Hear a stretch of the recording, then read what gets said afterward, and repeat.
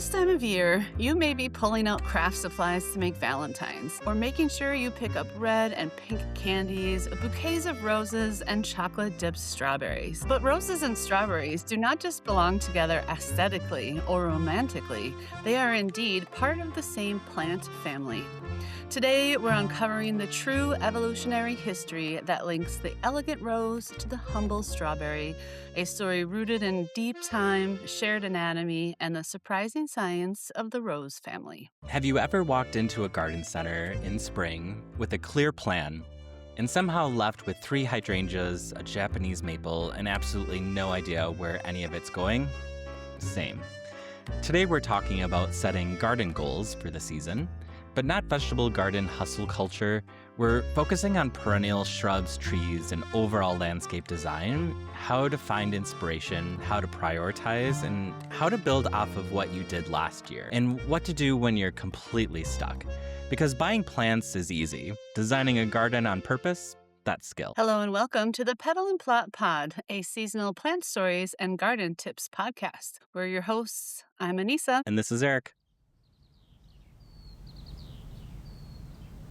Both roses and strawberries belong to the same plant family called Rosaceae. This is one of the largest and most economically important plant families on Earth, and it includes apples, pears, cherries, peaches, almonds, raspberries, blackberries, and yes, roses and strawberries. Botanists group plants into families based on shared structure, especially flower anatomy and fruit formation. And when scientists began carefully studying flower parts in the 17th and 18th centuries, they noticed something unmistakable. Strawberries and roses were built on the same blueprint. Now, before I get too far, Eric, I need to know your feelings about Valentine's Day.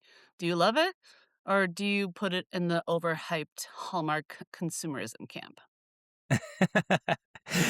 um, I'd like to say like having, love in the air is a good thing for all of us. But I don't really celebrate it. Maybe Okay. I've just never been swept off my feet with 18 roses and a box of chocolates or chocolate strawberries for my Well, dessert that night.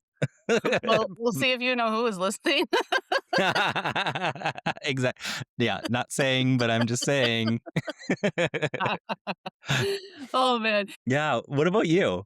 I really like aesthetically Valentine's Day, like the theme of it, that pink and red aesthetic. I mean, my kitchen looks like a Valentine's without hearts. But when my daughter was little, I really loved the tradition of pulling out craft supplies and making Valentines for each other and everyone in her Mm, class. It was just like such a fun tradition. And I would always gather supplies, like I would collect old wallpaper samples, and various types of paper samples, paper lace, images for collage, tiny feathers, glitters, glues, stamps, anything in that color scheme all went into like one box that we pulled out every year. So I have a lot of fun, like home crafted memories of that aesthetic that I like. yeah.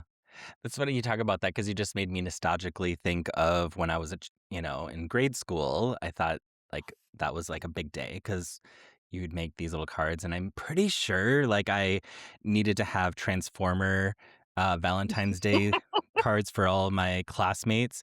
But I remember specifically picking out the best one for my best friend Liesel. Nice. Who Liesel, if you're listening to this, I hope you still have that Valentine's Day card. Um, but that was a big moment back then. Yeah. Mhm. So, both roses and strawberries typically have 5 petals, numerous stamens, the pollen producing structures, and a center cluster of carpels. If you strip away the size difference, a strawberry flower looks remarkably like a simple wild rose bloom. Shared structure is not a coincidence, it reflects common ancestry. Plants that diverged from a shared evolutionary lineage tens of millions of years ago. The genus for roses is Rosa, and the genus for strawberries is Fragaria. Think of it like cousins with different last names, but the same grandparents. So here's where it gets interesting. The red, juicy strawberry we eat isn't technically a berry in the strict botanical sense. The plant we call the garden strawberry, Fragaria anasasa, a hybrid species cultivated in 18th century Europe from North and South American ancestors. And those little seeds on the outside, Well, each one is actually an etchen, a tiny dry fruit containing a seed. So, what's the red part? It's an enlarged flower receptacle, the base of the flower that supports the flower's organs and swells after pollination. I cannot wait to tell people this fact. Yeah. I mean, you just when you break it down that way, I mean, I just thought, you're like a scientist right now. I know. I don't know about you, but I love having the is it a fruit or a vegetable conversation, Oh, right? right? Yeah. Like, Well, most are people would tomatoes think fruits? strawberry and say fruit. But when Mhm. you started talking and I started thinking, "Oh, yeah, those seeds are, like, on the outside of So, sorts." Oh, like, wait, we don't even call them seeds, right? well, there are seeds in them. So each seed is wrapped in an achene. So that's the fruit, technically, is that thin membrane around each tiny seed. I see. Yeah. So there's like a bunch of fruits on one strawberry. Yeah. Is this where we're gonna say, like, tomatoes are actually fruits as well? Yes. Yeah. That's what I'm saying. I'm like, I love Yeah. that conversation.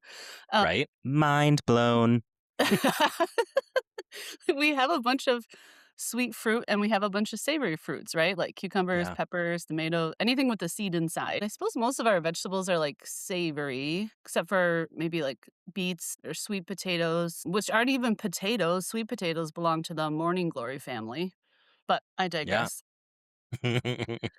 Okay, so after a rose is pollinated, the petals fall away and a structure called a rose hip forms. Rose hips are the fruit of the plants in the genus Rosa. Inside each hip are many small, dry fruits. Very similar in structure to the strawberries. Each carpel matures into a tiny little fruit, and the surrounding tissue becomes fleshy. In strawberries, the receptacle becomes juicy and edible, and in roses, the surrounding tissue performs a protective hip. So, same architectural plan, different evolutionary outcomes. The Rosacea family dates back to the Paleogene period more than 60 million years ago, not long after the extinction of dinosaurs. As climates shifted and continents drifted apart, members of this family diversified into trees, shrubs, and low growing perennials. Some evolved large, fleshy fruits to attract mammals and birds, others developed thorns and woody stems for protection. Roses became woody shrubs with defensive prickles, and strawberries stayed small, creeping along the forest floor, spread by runners. But genetically and structurally, their kinship remains unmistakable. So, the modern strawberry was created in 18th century France when Chilean strawberries were cross pollinated with Virginia strawberries.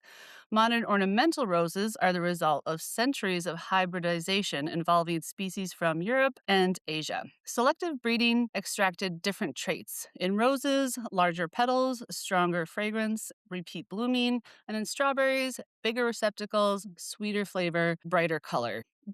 I know you Mhm. grow roses. Do you grow strawberries Yeah. at all in your garden? I do. Yeah. I have strawberries, like, in a raised bed, that have been Oh there yeah, year over that's right. year. That's right. Yeah, Mhm. yeah, and they do pretty well, for me overwintering, and they're just kind of like a nice little snack, I feel like, when I'm out in the garden, which is always nice to have.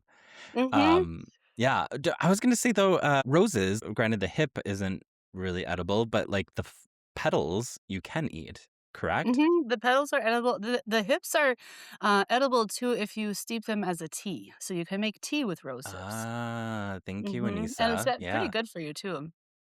Oh, okay. Yeah, my mom had a really cool, garden design when I was growing up, and she made a circular strawberry bed with 3 concentric circles that got smaller as they like a pyramid, but with circles, right? Mm, And that was just, like, the prettiest little strawberry bed. It was so lovely. Maybe I yeah. should try to recreate that. Yeah. That would Have be you ever fun. grown alpine strawberries? No. Which is more of a, I think, a native variety out there. I remember once I had someone who said they were going to utilize that as a nice ground cover. Mhm. The strawberries are much smaller, but they're still edible, I believe. Yeah. But it does a little bit better job kind of acting as a little bit of a ground cover, which is kind of fun to use.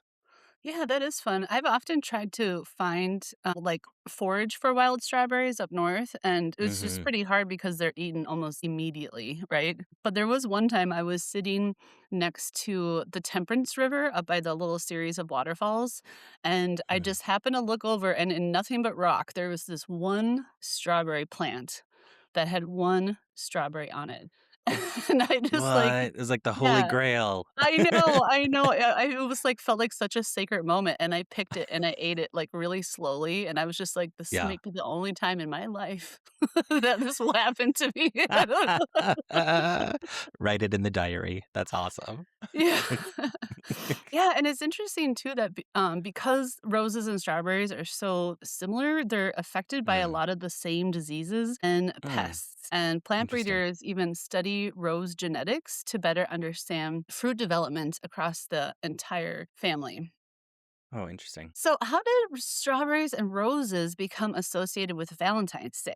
Well, ancient Persia, present day Iran, roses were deeply woven into poetry and daily life. The city of Kashan became famous for rose water production centuries ago, and Persian poets like Hafez wrote of the rose as both an earthly beauty and a spiritual longing. In South Asia, roses became central to Mughal gardens. Roses were cultivated not just for beauty, but for attar, which is a concentrated rose oil used in perfume and ceremony. Across the Mediterranean, roses were also linked with love deities such as Aphrodite and Venus. The Valentine's Day holiday itself traces back to the feast day of Saint Valentine, a 3rd century Roman priest. Medieval writers and the Victorian language of flowers traditions helped romanticize February 14th as a day associated with mating birds and courtly love. By the 19th and 20th centuries, strawberries became associated with luxury desserts, especially when paired with sugar and chocolate. Their red color, heart like shape, and sweet flavor made them an easy fit for modern Valentine's celebrations. But their roots stretch back to indigenous foodways and ecosystems. In Ojibwe and Dakota traditions here in Minnesota, the strawberry moon is in June, during the summer solstice, when the fruits become ripe, signaling the start of summer and representing abundance, love, and renewal. The idea of linking plants to love is far older than Valentine's Day. Across cultures, flowers mark weddings and courtship. Sweet fruits symbolize fertility and abundance. Fragrance represents attraction. Red symbolizes vitality, life, and emotion. Roses and strawberries fit these patterns in many societies, not just because one culture decided they meant love, but because human beings everywhere have attached meaning to beauty, sweetness, and renewal.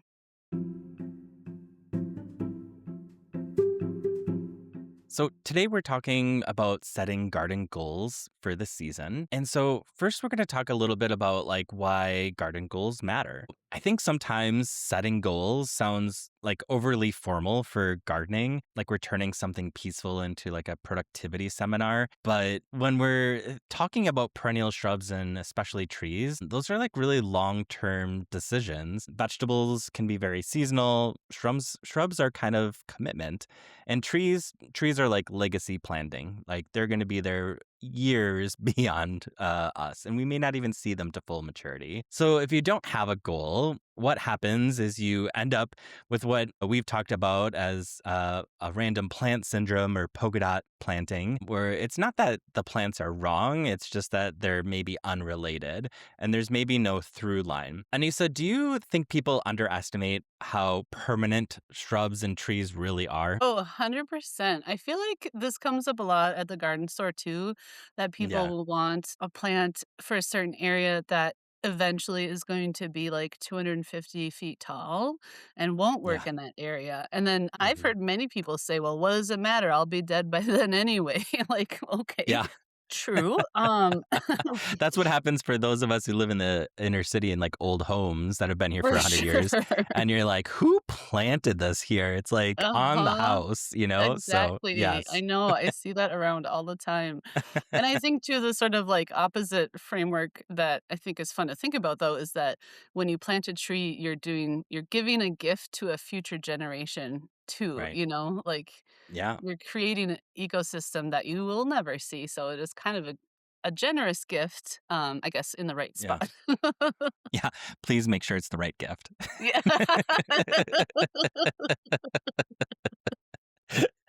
Yeah. Or otherwise, I'm just accepting gift cards. Yes. Yeah. Yeah.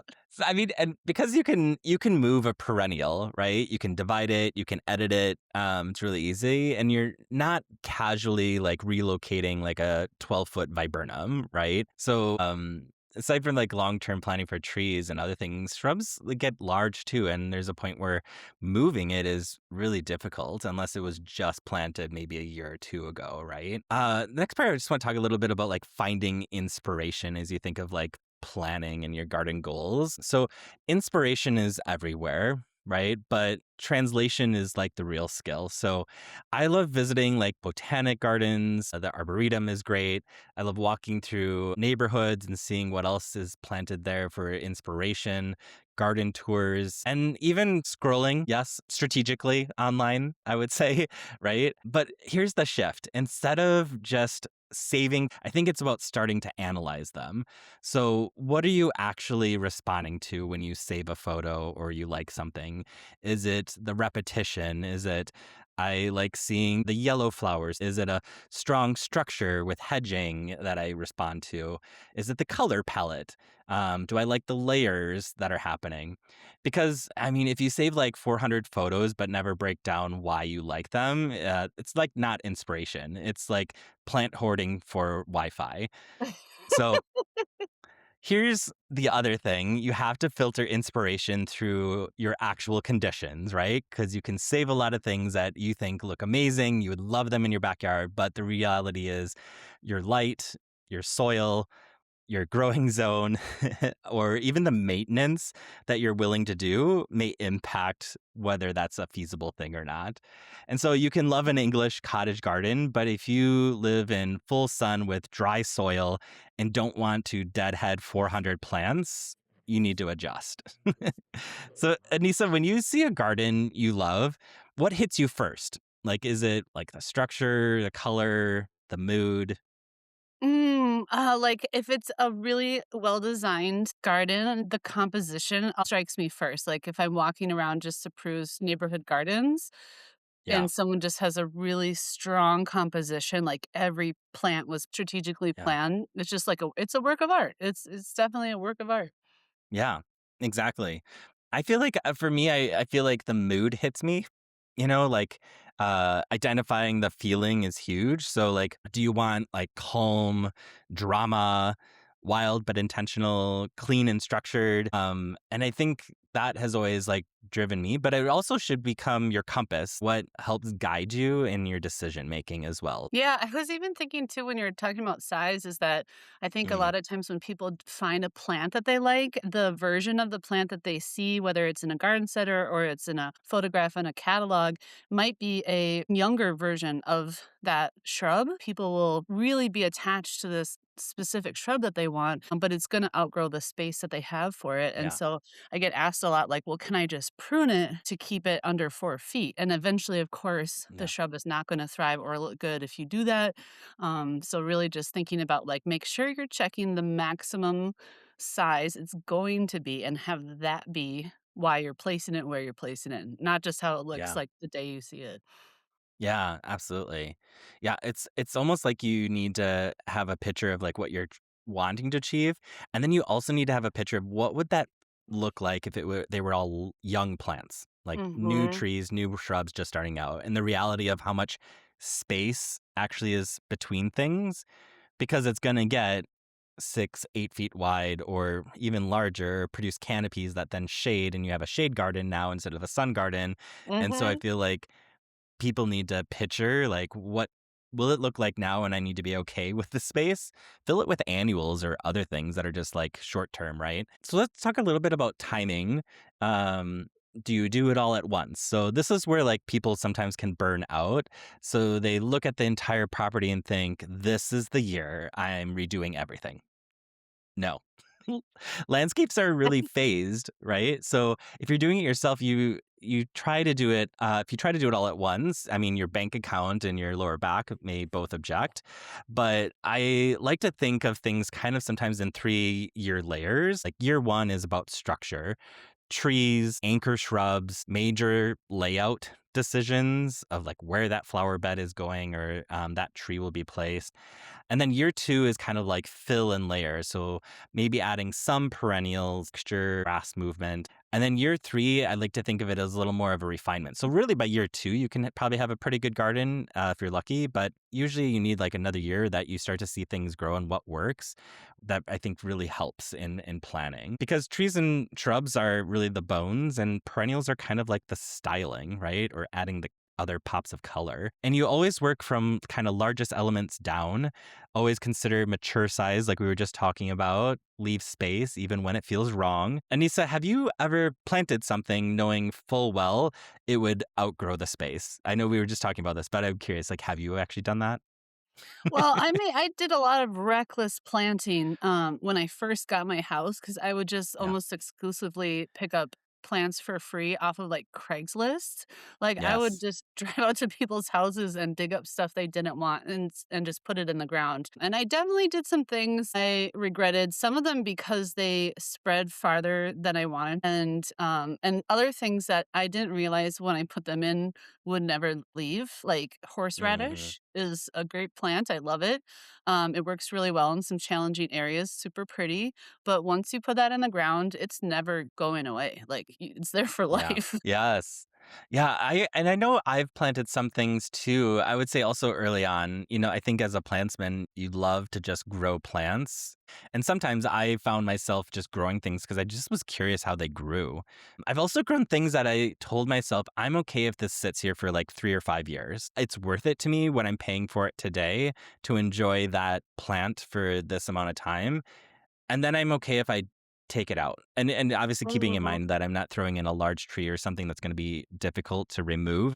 But I've had some, like, small evergreens that I planted in some locations that I knew, like, eventually I might move it, and I was okay doing that, right? And I think that's Yeah. fine too. I think those are all things to think about. Yeah, I've noticed that you really do a lot of editing in your garden. You move things around, you change your mind, and it's even given me permission to do that because I don't think I think a lot about editing what's already there. I think sort of in my mind, I'm like, well, if it's there, and I'll just add to it. And so, yeah, just watching how Yeah. you edit your garden has kind of inspired me to be like, no, you can actually dig that plant up and move it. It doesn't have Yeah. to be there forever. Yeah, absolutely. I have my side garden that I love the structure of. I've got junipers kind of lining down it, so it's a very like linear garden. And right now there's hostas there, which work well. It's on the east side of a fence, um, but I'm kind of feeling no more hosta, right? And I'm okay with that. Mm. So, Okay. one, Anissa, if you want some hostas, I'll be setting them out. So, get ready for a friendship plant. But so let's talk a little bit about like building off of last year. Maybe you have something existing or you've started something. So this is one of the most maybe underused strategies I think in gardening is just like reflection. And so like every year is data. What thrived, what struggled, where were the bloom gaps, where did things feel overcrowded? Taking photos, spring, summer, late summer, fall, winter. Winter really shows you the truth, like your structure and where you may want to add. And so, if a plant was disappointing to you for 3 years in a row, it's like time to move on and let go. We don't need to be, emotionally loyal to like underperforming plants. Anissa, do you think gardeners hang on too long sometimes? Yeah, I think especially when, like, some sort of gardening fatigue has set in. Um, Yeah. and I definitely feel like one of the things I see around the neighborhood a lot is when people plant arborvitaes too close to their house, and then they Yes. lean super far out, and then eventually become their full size, which is oftentimes taller Yeah. than the house. And then they'll be sort of like pruned awkwardly, but then still left there. So I kind of feel like this might be a Yeah. time where you just take that out and Right. put something else instead. But I think people have a hard time letting go, or maybe they just, I don't know what to do next. Right. Like if trimming it may help, cool, try it. But if after doing that, you're like, I still don't like it, or it's still impeding on the house or something, like, get rid of it. The reality is there's something way better that you could be utilizing and enjoying by that time, Mhm. right? It's a Um, big chore too to, like, take a big arborvitae down and get that stump out of the ground. That is a yes, chore. it is. Yeah, one time I had, gotten a bunch of free red pines that I planted in front of my house, and then Mm, after they got to be as tall as I am, I'm like, "I can't let these become 100-foot high yeah, trees." So I took them down and, gave them away as holiday trees, but then I didn't wanna grind 5 stumps down, so I just put ground cover over it and let the roots rot until they just yeah, became workable soil. yep, that's a great way to deal with it. So I was going to talk a little too about like what happens like when you're stuck. So like, every gardener has like that one spot. Maybe it's an awkward corner, the slope, the area where nothing seems to work. When I'm stuck, I think of simplifying. So I reduce plant varieties. I repeat what's already working elsewhere. I add maybe structure like a shrub, a specimen shrub, or a boulder, a bench. And sometimes the answer isn't more plants, it's fewer decisions. And connect with other gardeners, right? Garden clubs, master gardener programs, local nursery staff, garden tours. You don't have to solve everything alone. And so when you're stuck, do you do research more or are you like physically moving things around until something clicks? Um, I think I just do a lot of trial by error and see how things work, and if they don't, I've learned something, and that's kind of Yeah. the fun of gardening, right? Is also just like experimenting. Sometimes you have success, sometimes you have failure, but there's always something new and fun to think about every year. Yeah, for sure. Yeah, I think sometimes some of my stuff can be by error. I've pulled it out and then I moved it around and like, oh, where else can I put this? And as I move it, I put it up next to a plant. And I'm like, oh, that looks nice. And all of a sudden something sparks that I just didn't think of, right? And so I think it can happen either way. I think you can also do a lot of research, maybe see what's what works well with roses, right? And see photos of roses and what's planted around those roses. So when it makes sense, I think it's also cool to bring in help. Right. And so, shameless plug, I think here's the other piece of the conversation. Sometimes you're not lacking effort, you're not lacking ideas, you're just too close sometimes to your own space. You've moved the same 3 plants around 5 times, you started at the same corner for 2 seasons. You know something's missing, you just can't like see what it is. And that's usually not a motivational problem. That's like just a kind of a perspective problem. And so this is honestly where working with a garden design company like Petal and Plot can completely change the trajectory of your landscape. So not because you can't do it, but because sometimes you just need someone to like identify what's missing, bring cohesion to what you already have, create a phase plan, or simply just kind of help you get unstuck. And so I think a good design doesn't mean starting over. Most of the time, it means just refining, editing, or elevating a space. And honestly, even like a consultation can give you clarity for years. So sometimes 1 hour of strategic planning saves you 5 years of trial and error. I know I've done this in my own garden, even as like a garden designer. I've asked a garden design company or a really good friend that I think knows a lot about maybe a certain style. And I've said, will you come over and just create a plan how you think it would be? And that's enough. Even if I don't do exactly what they say, like it gives me enough ideas and inspiration or aha moments. And I'm like, oh my God, that's what it needed. Like, I didn't even think about that, right? And I think that's really important for people to utilize. It's like a fresh set of eyes, like when you Yeah, ask someone to proofread your paper because 'cause you've read it so many times you can't even see clearly anymore. agreed. Anissa, do we have a garden question? Oh, we sure do. All right. So, let's see here. Jill writes in and asks, I planted my tomato seeds, and some of the seedlings are coming up as a pair instead of just one. Should I leave them or remove one? Personally, I would remove it, but you can save it. You can probably pull it apart depending on how big it is, and easily just root that second one back into its own pot of soil or if it's ready to go out. But if it's this time, obviously, you'll probably just throw it in another pot. That's totally doable. The Yeah, well, it's mine. Like, if that happens, I usually wait until they get a little bit stronger and then I'll just pull one out, like how you would Yeah. edit radishes or something. If Yes. they're too little and short, you can disrupt the other one and it will fail. But Yeah. sometimes I even will let them grow up and get to be a few inches high, and then see which one of the two looks stronger. And then I'll just Mhm. use pruners to cut the other one off at the base and then Right. never even like replant anything. Yeah. Yeah. I feel like the answer is you should do something. You shouldn't leave it because two of them growing together will affect its growth. Eventually, I feel like it will affect its productivity and maybe might affect each other's It'll, nutrients and everything else too, right? yeah, it'll affect the fruit production because they'll be competing Yeah. for nutrients when they're about ready to make fruit. Yeah. Yeah, the other nice thing I think with tomatoes is that you can easily plant tomatoes deep. So when you're transplanting it or planting that new thing, you can plant the stem a little bit deeper because it'll continue to grow roots down that stem. You can also propagate. I feel like tomatoes so many different ways too. Sometimes the suckers that come in the little between the stem and the leaves, you get sometimes these little extra suckers that come on the roses. You can also pinch those off, throw it in some water, and it'll start rooting, and you can have another plant as well. So if you're looking to Oh, like I've never done that with the add more, suckers. I always just yeah, pinch them off and throw them in the yeah, compost. you can totally throw them away, right? That's fine I'll always too. throw them And that's away. a good way to like push tomato production Mhm. and energy so it's not going to this extra root. But you can when you pinch those off, you can actually put a little rooting hormone on it if you want, and then putting in soil or put in a little bit of water to grow some roots and you have another tomato plant. So if it happens early in the season, that's a good idea. Late in the season, that becomes not as useful. The gift that keeps on giving. Yeah.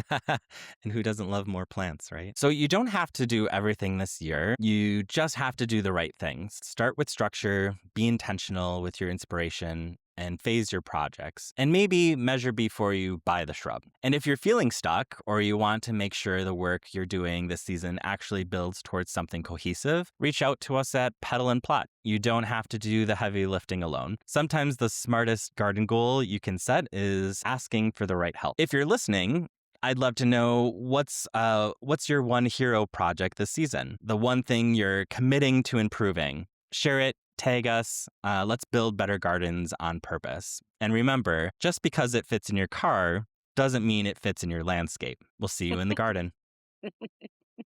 Bye, everyone. Goodbye. If you have a gardening question you'd like us to answer, please write to us at pedalandplot@gmail.com. And if you've enjoyed this episode, please share it with someone you know and click the follow button to hear our next episode. As garden designers here at Pedal and Plot, we also offer year-round in-person and virtual gardening. Please reach out to us if you'd like to set one up. Want to see more of what we're up to? Please follow us on Instagram at Pedal and Plot.